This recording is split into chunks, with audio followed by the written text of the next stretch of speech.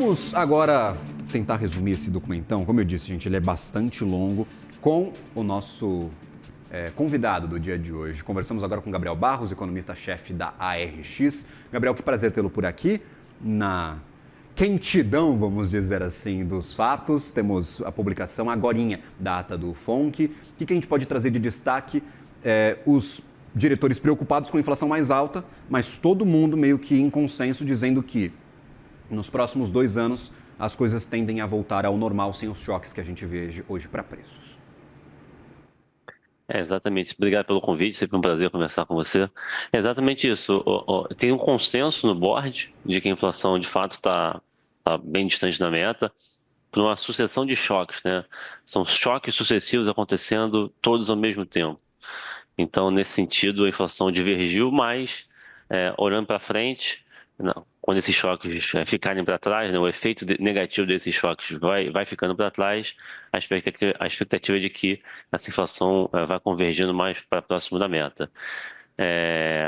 Então, assim, a gente tem que saber, de fato, se a duração dessa não linearidade, né, a gente sabe que esses choques múltiplos e sucessivos acontecendo ao mesmo tempo produz uma divergência que muitas vezes é não linear, né?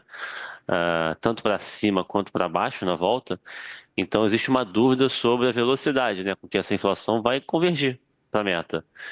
Mas existe então essa expectativa de que isso aconteça, mas tem muita coisa acontecendo na economia global, né?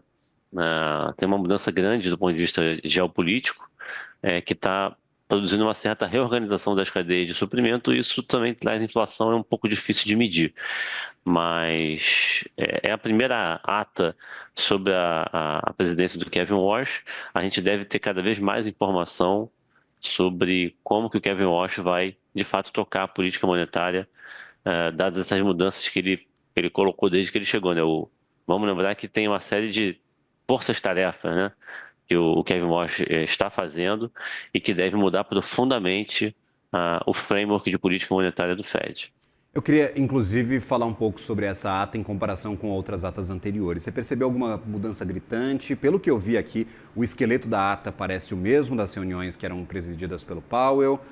O número de páginas parece o mesmo, em média era de 14 a 21 páginas, essa ata tem 15 páginas ao todo, então não temos uma redução pela metade, uma redução brusca, apesar de Kevin Walsh ter prometido que vai fazer mudanças na comunicação.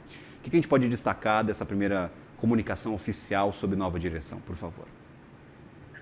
Eu diria que o principal destaque é menos na extensão, como você bem notou, e mais em coisas muito sutis, né? O Kevin Walsh ele é muito habilidoso em não responder muitas das vezes as perguntas que são colocadas.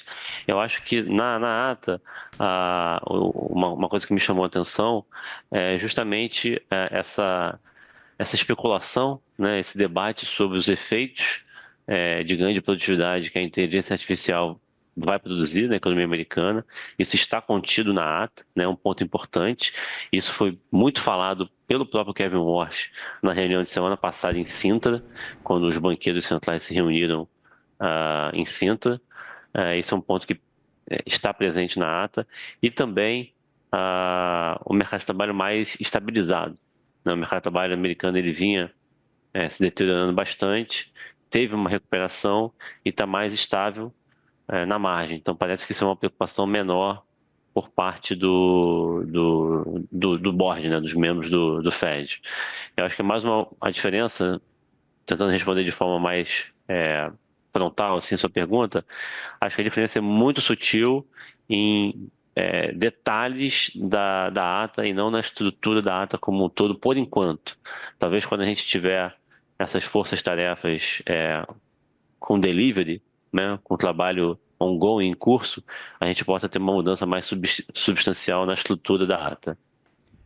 Inclusive, eu queria trazer esse ponto. Ele fala diversas vezes sobre o efeito da inteligência artificial sobre crescimento da economia dos Estados Unidos, mas também coloca ali como um dos fatores que geram pressão para custos, para preços nos Estados Unidos, como talvez um fator até inflacionário. Essa é a leitura de que os investimentos em inteligência artificial também provocam inflação nos Estados Unidos, podem ser um desafio para os próximos anos, Gabriel? Sim, sim. Como tem muito CAPEX, né, muito investimento no curto barra médio prazo, essa demanda excessiva por investimento em toda a cadeia de semicondutores acaba sendo inflacionário. Então, isso junto com os outros choques que a gente comentou, que são vários choques sucessivos, choque de petróleo, choque de gás, né, ponto da guerra, choque de fertilizante, choque das tarifas do Trump, né? São muitos choques sucessivos e isso produz essa inflação mais alta no curto prazo. Mas sim, a gente tem uma inflação mais alta por conta desse investimento em inteligência artificial, que produz essa demanda muito forte, muito acima da oferta, né? Em toda a cadeia de suprimento de inteligência artificial. Ela tem um benefício no médio barra longo prazo, né, via ganhos de produtividade, reduzir essa inflação, mas enquanto esse investimento está sendo feito, e até ele dar frutos, até isso de fato virar ganho concreto material de produtividade, ele entrega uma inflação mais alta, que nesse momento ela é particularmente mais alta por conta desses outros choques que a gente viu acontecerem praticamente ao mesmo tempo.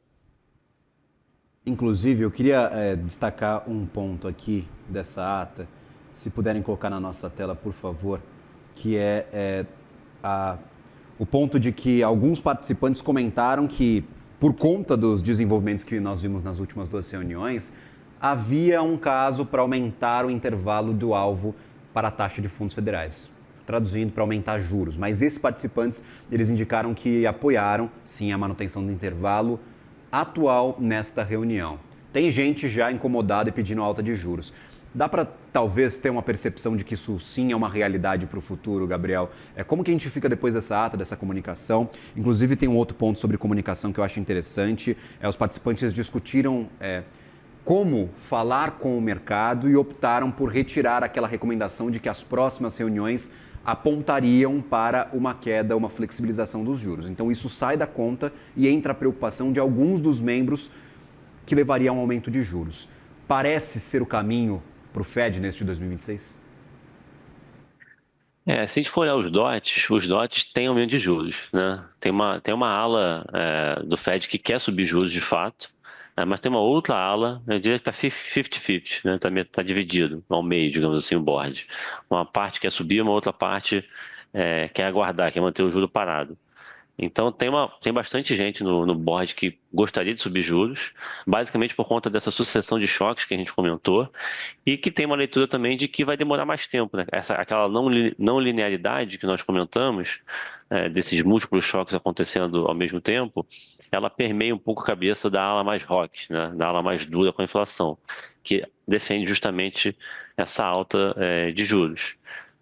Mas é difícil saber exatamente o que esse Fed vai fazer, porque, como você bem notou, eles tiraram o forward guidance, né? O Kevin Warsh, ele tem uma leitura muito negativa do forward guidance, ele acha que não se faz forward guidance no momento atual, né? Só de fato em casos de crise que você precisa dar um guidance explícito. Quando você não está em crise, ele é muito contrário a essa política de forward guidance.